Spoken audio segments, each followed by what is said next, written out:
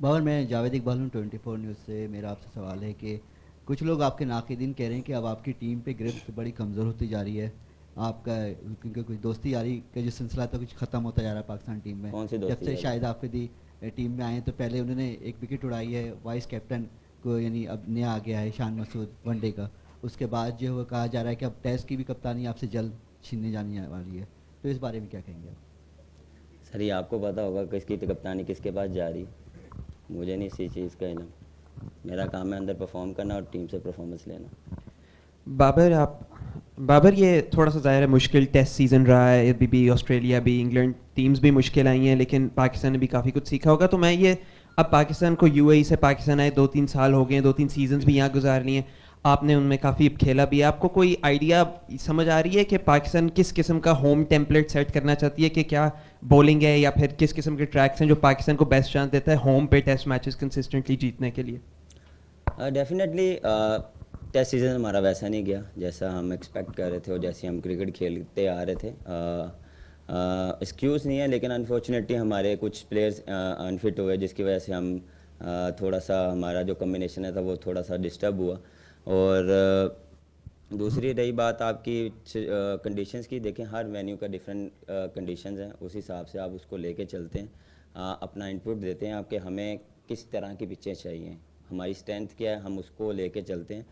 और कोशिश यही होती है कि उसको, ये है कि आपको विकटें तो पिचें मिल जाती हैं, एग्जीक्यूट करने पड़ते हैं प्लान्स और आपको परफॉर्म करना पड़ता है। ये नहीं कि अब पिच की वजह से हम मैच हार गए या पिच की वजह से मैच हम जीत गए। उसके लिए आपको पूरा 5 दिन पेशेंस दिखानी पड़ती है, आपको लंबी इनिंग खेलनी पड़ती है, लंबी बॉलिंग करनी पड़ती है। तो ये सारी चीज़ें आपको लेके चलनी पड़ती हैं। स्ट्रेंथ आप बिल्कुल देखते हैं आपकी उस दौरान क्या स्ट्रेंथ थी और हम उसी पे गए थे, लेकिन रिजल्ट वैसे नहीं आए। सर हम सेटिस्फाई हैं हर सर्विस के खेलने के लिए। बाबर, एक क्रिकेटर्स के बारे में एक राय है कि भाई इलीट क्लास के ये लोग होते हैं, 5 स्टार होटलों में रहते हैं, 5 स्टार लग्जरी इंजॉय करते हैं, लेकिन फिर जब क्रिटिसिज्म हो रही होती है तो जिस तरह आप पाकिस्तान के कप्तान हैं और ये चूँकि अच्छा टेस्ट सीरीज़ हमारी तीनों टेस्ट सीरीज़ ख़राब गई, चले न्यूजीलैंड से तो हमने ड्रॉ कर ली, तो ये जब इस किस्म की सूरत हाल आती है तो ये क्रिटिसिज्म जब चल रही होती है तो एज ए प्लेयर या एज ए कैप्टन आपके क्या जज्बात होते, क्या फील कर रहे होते?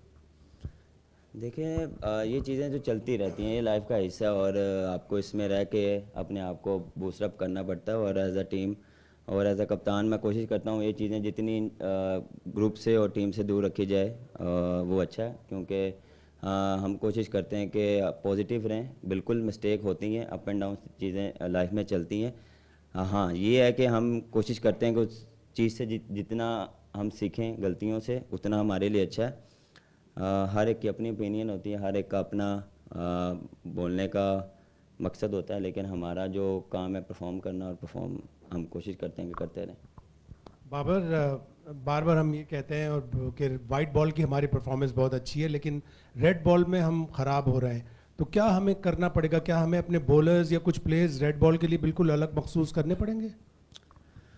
देखें ये प्लानिंग होती है, ये नहीं कि आप एक टीम बना लें और उसे कहें जी एकदम आप साइड पे कर लें। हर चीज़ को टाइम लगता है, टीम बनने में भी टाइम लगता है और ये ऐसी चीज़ें करने में भी आपको टाइम लगता है। आहिस्ता आहिस्ता चीज़ें चलती हैं। जिस तरह हमारी टीम ऑलमोस्ट टेस्ट मैच की काफ़ी अच्छी थी, लेकिन सडनली क्या हुआ कि इंजरीज़ हुई, हमारी टीम थोड़ी सी डिस्टर्ब हुई, प्लेस की परफॉर्म थोड़ी सी ऊपर नीचे हुई, तो हमारे चेंज की वजह से थोड़ी सी हमारी वैसी परफॉर्मेंस नहीं आ पाई। लेकिन एक्सक्यूज़ नहीं है, लेकिन हमने कोशिश की है कि हम बेस्ट कर पाएँ, बेस्ट दें और बेस्ट करने की कोशिश करें और मैचेस जीतें, लेकिन अनफॉर्चुनेटली वैसा नहीं हुआ।